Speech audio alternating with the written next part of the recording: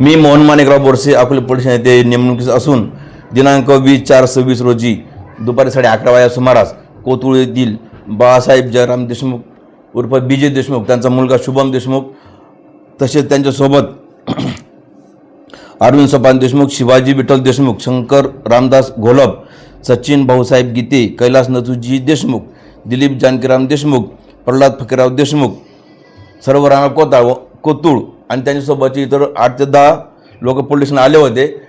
BJ Deshmukh यांना आमचे हवालदार अनिल जाधव यांनी एका गुन्ह्याच्या तपासासंदर्भात बोलावले होते, परंतु ते जवळपास 20 ते 25 लोक पोलीस स्टेशनात घेऊन येऊन त्यांनी पोलीस स्टेशनात गोंधळ घातला. त्यामध्ये पोलीस स्टेशनचं कामकाज ठप्प पडले. पोलीस स्टेशन कामकाजामध्ये अडथळा आला.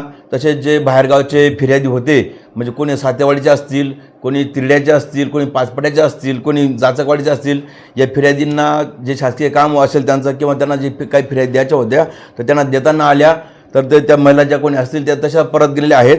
आणि ह्या लोकांनी कुठल्याही प्रकारची शासकीय परवानगी न घेता इथं जमाव होता. त्यानुसार त्यांनी मान्य जिल्हाधिकारी यांच्या आदेशाचं उल्लंघन केलेलं आहे आणि सरकारी कामाला अडथळ्याप्रकरणी त्यांच्यावर पोलीस स्टेशन येथे आम्ही रीतसर गुन्हा दाखल केलेला आहे.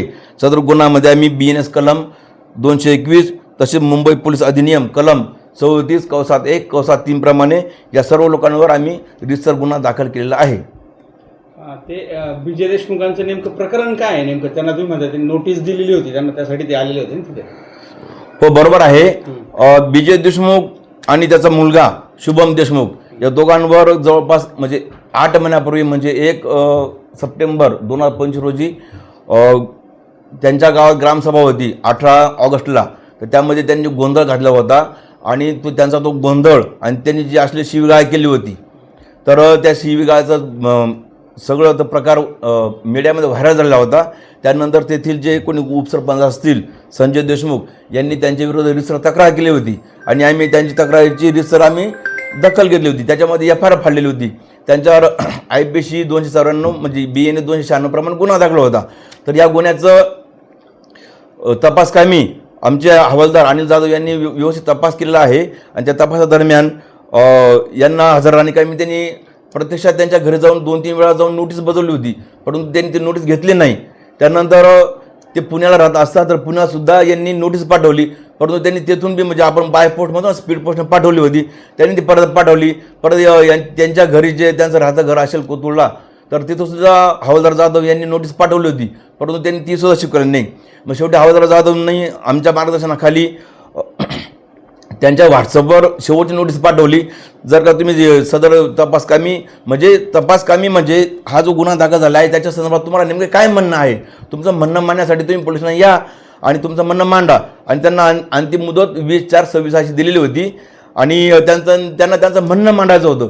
ते जर त्या दिवशी जर हजर झाले नसते तर त्याच्यानंतर आम्ही त्यांची अटकेची प्रोसेस सुरू केली असती, परंतु त्या दिवशी ते हजर झाले आणि त्यांचं म्हणणं परंतु त्यांनी काही मांडलं नाही. हजर झाले तर त्यांनी तपासात सहकार्य न करता उलट पोलीस स्टेशनला 5-25 लोक हाताशी धरून गोंधळ घातला आणि सरकारी कामामध्ये अडथळा निर्माण झालेला आहे. म्हणून त्यांच्यावर आता हा दुसरा गुन्हा दाखल झालेला आहे. दुसरी गोष्ट, ते एक आरोप असा करतात किंवा तालुक्याचे लोकप्रतिनिधी यांचा तुमच्यावर दबाव आहे का काय या संदर्भात, गुन्हा दाखल करण्यासंदर्भात, पहिला पण आणि आता नंतरचा पण? नाही, असा कुठला प्रकार दबाव नसतो. आता मी एक लक्षात घ्या, अकोले तालुका अतिशय म्हणजे वैचारिक लेवलचा अतिशय चांगला तालुका आहे. इथले लोकप्रतिनिधी असतील, आता समजा आमदार साहेब असतील किंवा वैभव पिचड असतील, तसंच अमितदादा भांगरे असतील किंवा आपले मेंगाळ आहेत, मारुती मेंगाळ उपसभापती ते मारुती भाऊ असतील, तसंच महेश नवले असतील शिवसेनेचे, ह्यांनी म्हणजे हे पोलीस स्टेशन कामकाजामध्ये यांच्यापैकी कुणीही कधी दखल देत नाही. आजपर्यंत मला असा अनुभव नाही. कोणीच कधी आमच्याला असं पकडा किंवा त्यांच्या खोटा गुन्हा दाखल करा असा पद्धतीचा आजपर्यंत कोणाचा फोन येत नसतो. त्यांचे फोन कधी येतात, समजा कोणा अन्याय होत असेल तरी खरोखर चांगली गोष्ट आहे, म्हणजे कोणाचं तरी कायदेशीर काम करून देण्याचं आहे तर असं कधीतरी यांचे फोन येतात. परंतु पोलिसांवर यांनी कोणी फोन करून तुम्ही असं काम करा किंवा तसं काम करा असं येत नसतो. आणि कोणाचं जर भविष्यात आलं पण तर आम्ही कुठल्याही राजकीय दबावाला आम्ही झुगारून देत असतो, झुगारून देणार आणि जे कायदेशीर काम आहे किंवा जे योग्य काम आहे ते आम्ही कायदेशीर काम करणार. त्याच्यानंतर एक आरोप अजूनही असा केला गेला की अकोले पोलीस स्टेशनच्या हद्दीतील जवळपास 100 मोटरसायकली चोरीला गेल्यात, मात्र त्याचा तपास पण झालेला नाही आणि किंवा काय अशा नाही, याचं उत्तर मी तुम्हाला याच्यातून देतोय. हे आमचं म्हणजे दरवर्षाचं किंवा दर महिन्याचं आम्ही काय कामकाज करतो काय नाही याचं लेखाजोखा असतो.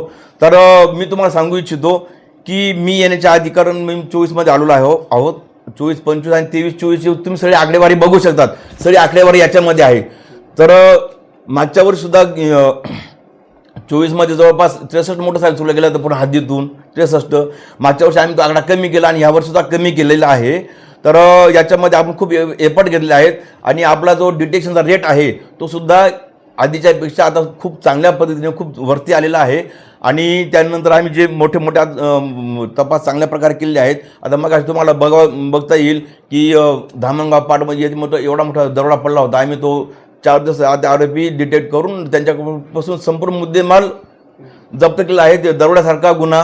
त्यानंतर आपल्या शेतकरी बांधवांच्या ज्या मोटरी चोरल्या गेलेल्या होत्या तर त्या मोटरी आम्ही जवळपास सगळेच मोटरी त्यांचे जे टाटर मीटर वायर असतील आम्ही चोरांना पकडून, ती गँग्स हे सगळे पकडून आम्ही त्याचे ताब्यात दिलेले आहेत. आणि मोटरसायकलनं सुद्धा अतिशय प्रमाण कमी झालेलं आहे. तर हे चुकीचे आरोप आहेत आणि ज्यांना वाटत असेल हे खरे आहेत तर यांनी पोलीस स्टेशनला यावं आणि बघावं. आम्ही सगळा डाटा द्यायला तयार आहोत. तर असे चुकीचे आरोप करू नये अशी माझी म्हणजे तुम्हाला आवाहन करतोय या गोष्टीवर मी.